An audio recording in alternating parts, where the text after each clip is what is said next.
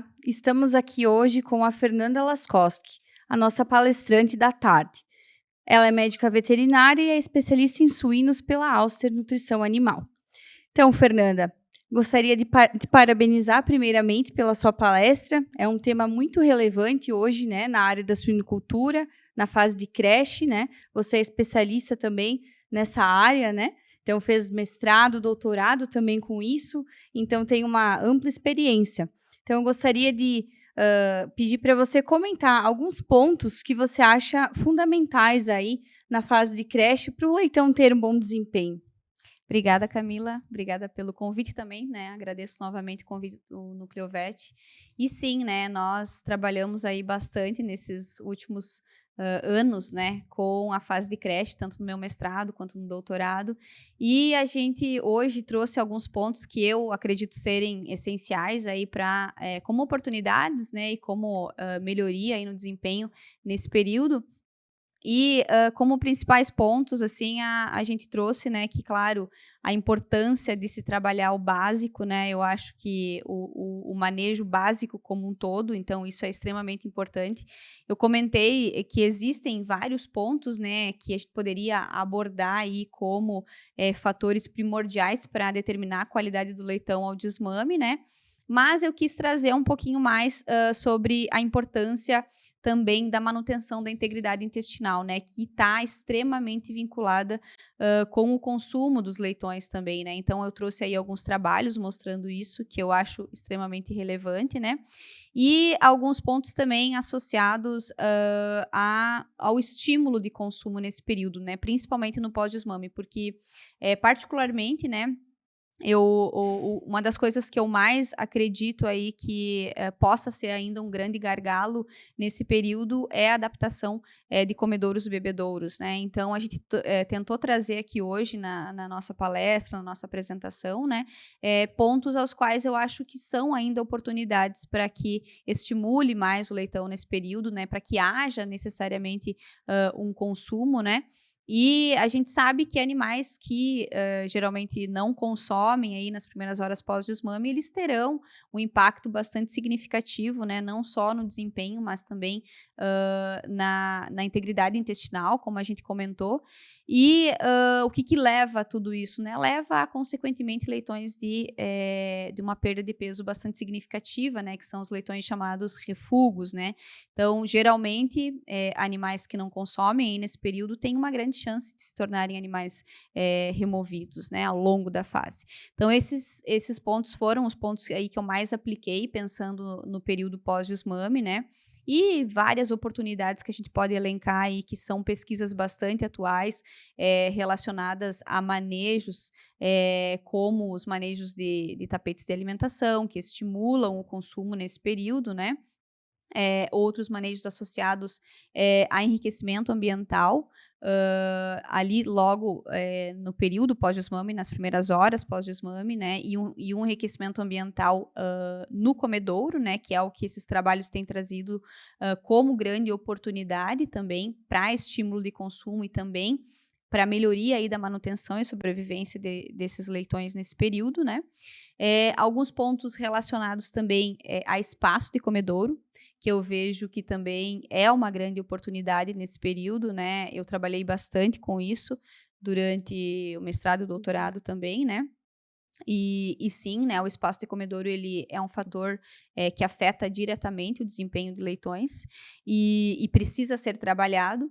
E também ele é um ponto que ele está muito relacionado, ele trabalha, né, de forma conjunta com outros pontos tão importantes também, que é a densidade, né, a forma de apresentação da ração para esse leitão. Então, são vários pontos aí que a gente poderia elencar, né. E também nós falamos um pouco sobre algumas questões associadas, né, a comportamentos indesejados de leitões, né, os quadros aí de lesões de cauda, orelha, que também ainda são gargalos e estão bastante presentes ainda no campo, né, nesse período. Falamos também da importância da microbiota intestinal, né, que ela está totalmente e diretamente linkada, né, com esse tipo de comportamento. E também falamos um pouco de água, né, fotoperíodo, a questão da melhoria da qualidade do ar nas instalações de creche, que também ainda é um ponto bastante necessário, né, de ser abordado, justamente porque é um ponto que ele impacta de forma direta também no desempenho de leitões, e eu mostrei alguns trabalhos que o impacto, além de ser significativo, né, é um impacto com um número bastante expressivo, né? Trabalhos mostram aí que animais que são submetidos a um ambiente com qualidade de ar não tão bem manejada, né, chegam aí a ter perdas de até 10% no GPD e 3% na conversão alimentar. Então, são pontos que a gente precisa estar atentos, né, e que com certeza a gente trabalhando eles, a gente consegue também trabalhar um melhor desempenho nesse período. Não, com certeza. Eu acho que todos esses pontos, né, que você comentou, têm a sua importância, né? Tem muita pesquisa envolvida, né? Muitas pessoas estudando, né, na prática.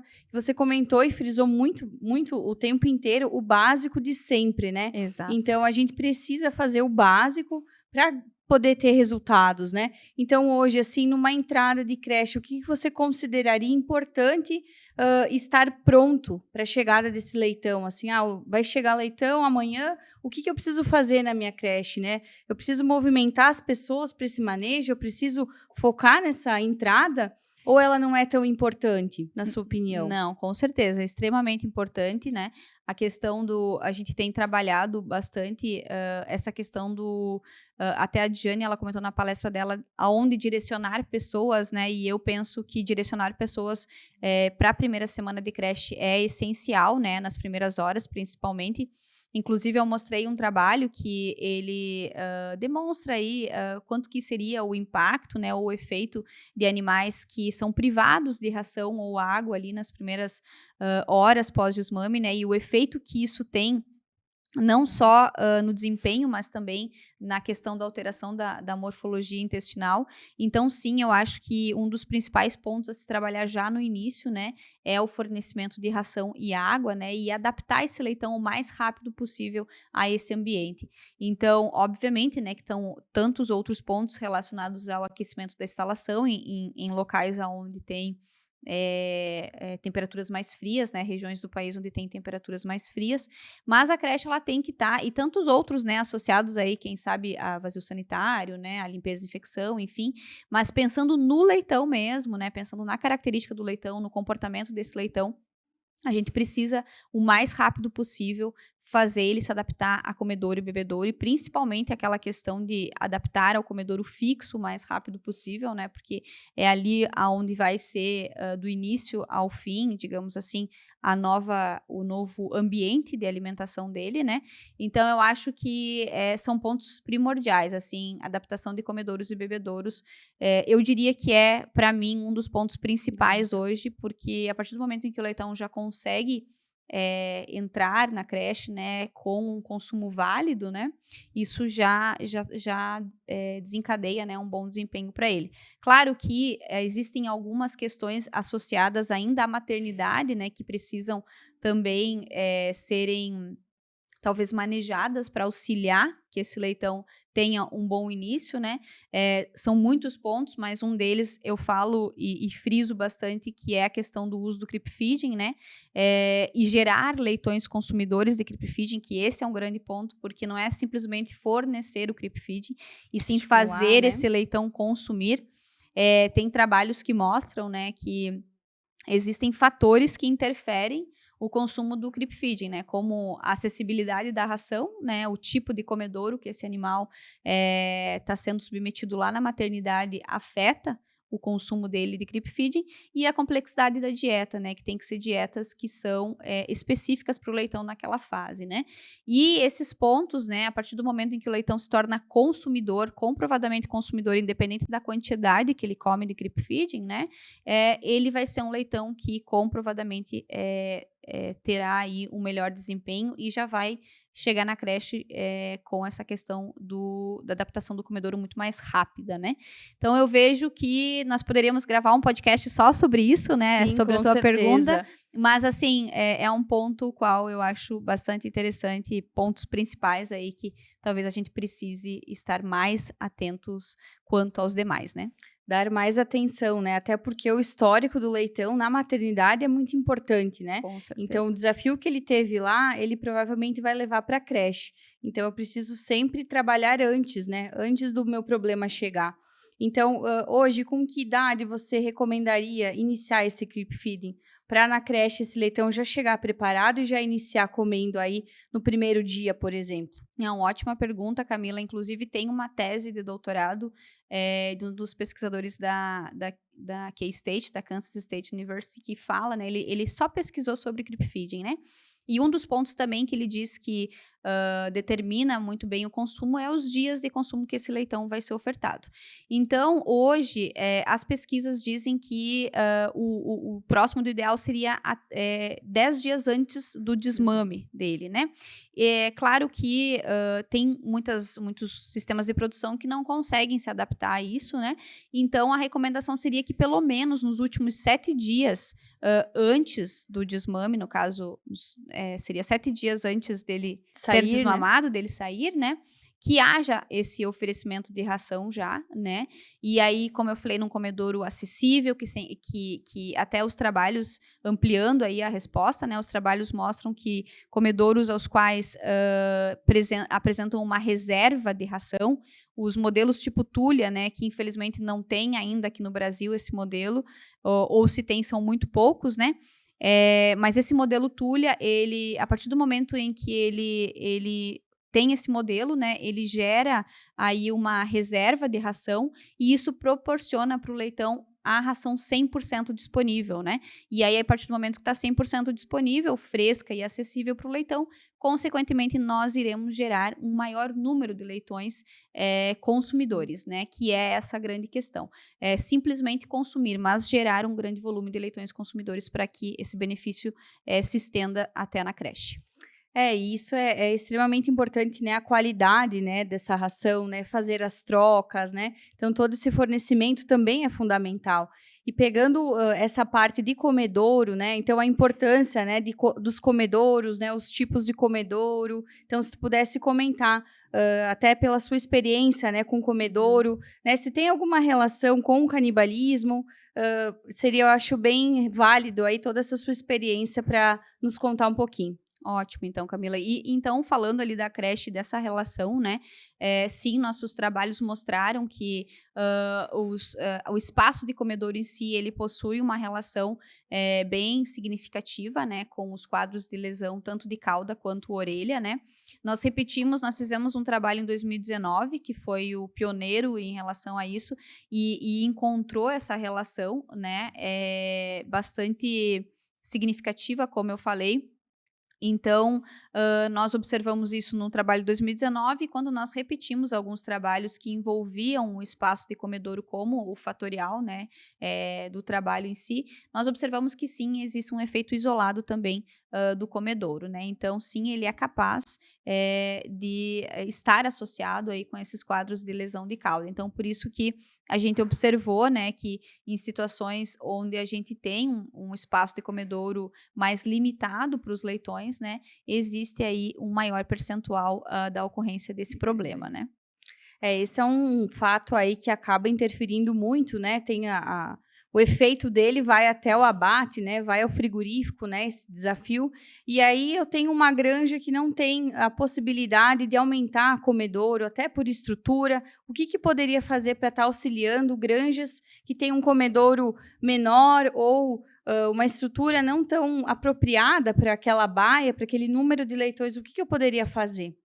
Pois é, a gente trabalhou com fizemos alguns projetos, né, com retorno sobre investimento, pensando nisso, né. A gente teria na grande maioria das vezes a gente busca tentar encontrar uma possibilidade, né, de gerar um maior espaço de comedouro para esses leitões, mas nós também encontramos que a forma da ração, ela possui uma relação com o espaço de comedouro, né, associado. Então nós testamos o uso de ração úmida e seca, né, e nós observamos que sim, a ração úmida, ela pode também auxiliar nesses quadros, né, e não só nisso, ela pode auxiliar mais ainda na questão do percentual de animais removidos, né.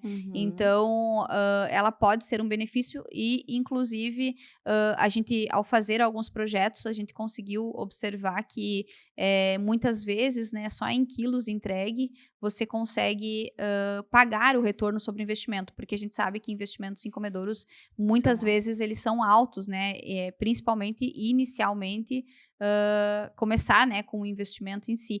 Mas dentro dos nossos cálculos, dentro das nossas pesquisas, o retorno ele acontece, né, e muitas vezes até em menos de 1 ano, só pelos quilos entregue. Então, existem muitos pontos, né, associados a isso, inclusive essa questão do percentual de animais removidos é bastante interessante, né, onde a gente encontrou também uma interação entre as variáveis, quando a gente testou diferentes espaços de comedouro com forma de apresentação da ração, né? E nós observamos que a ração úmida, por si só, ela já consegue reduzir o percentual de animais removidos, independente ali do espaço de comedouro. Claro que, se o espaço de comedouro for mais limitado, né, ela pode fazer esse papel muito bem de reduzir, né, esse percentual. Já no uso de ração seca, né, nós observamos que além do uso de ração seca precisar de um maior espaço de comedouro disponível, né, nós encontramos aí alguns valores próximos a 3,2 centímetros, mais ou menos, como um ponto de partida em situações onde você tem um uso de ração seca, pensando no propósito de se reduzir o percentual de animais removidos. Com certeza, Fernanda, essa parte dos leitões removidos, né, acaba tendo impacto também na granja, né, então muitas vezes não consegue entregar o número de leitões que estava programado, né, porque teve esses leitões que ficaram atrasados, digamos assim, no seu desempenho. E para finalizar a nossa conversa, então, o que você gostaria de frisar, assim, da sua palestra? O que você acha que, quando fala em creche, quando fala em algum manejo, a gente não pode esquecer e tem que sempre seguir essa regra, assim, para ter um bom desempenho, uma boa qualidade de leitão, porque o leitão não é só número, né? Nós precisamos de uma melhor qualidade, a parte intestinal também é fundamental. Então, indo para esse sentido mais a nível intestinal, de mucosa, o que poderia fazer para preparar esse leitão? Teria alguma ferramenta para preparar ele na chegada à creche, para ele ter menos desafios, talvez sofrer menos com essa troca de ração? Sim, Camila, na verdade tem vários pontos que, na verdade, começam lá na maternidade também, né? Se a gente pensar em microbiota, se a gente pensar em integridade intestinal, né? Mas, assim, vou começar respondendo pelo início da tua pergunta, né? Que eu acho que o que poderia ser feito na chegada, né? Então, realmente, eu acho que como eu falei, né, e repito, eu acho que a adaptação de comedouros e bebedouros é o ponto essencial, porque a partir desse momento, né, que o leitão ele inicia e ele tem um bom consumo já de início, né, já é a chave, digamos assim, para que ele represente aí um bom desempenho ao longo da fase, e principalmente nessa questão de percentual de animais removidos, né, e essa questão da integridade intestinal, enfim, né, eu acho que já começa lá na maternidade, né, com muito do que a gente falou, né, essa questão do creep feeding, para auxiliar na manutenção aí desse consumo desse leitão, e principalmente na ativação ali das enzimas digestivas, né, da melhoria da integridade intestinal desse leitão, que já começa nessa fase com esse consumo. Aí seriam vários outros pontos, né, associados aí a trabalhar com esse leitão, evitando aí, por exemplo, antibióticos em excesso, né, na maternidade, que eu acho que é um ponto bastante importante, que também daria quase que um podcast inteiro aí falando sobre isso, né? E aí nós também precisamos pensar que existem hoje produtos no mercado qual auxiliam muitas vezes a modular a microbiota desse leitão, né? Que começa lá na fêmea, o produto fornecido para a fêmea e que consequentemente já auxilia na microbiota do leitão. E como eu falei, o fornecimento do creep feeding, que é essencial, né?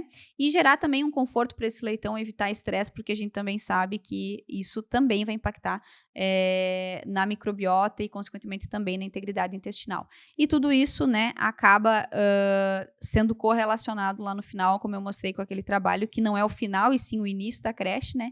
Que é essa correlação aí que a integridade intestinal, na verdade, né, possui aí, não só nos primeiros dias pós-desmame, mas até os 21 dias pós-desmame, onde ela possui uma correlação bastante significativa aí com alguns parâmetros associados ao desempenho e parâmetros tão básicos aí como o GPD e o consumo, né?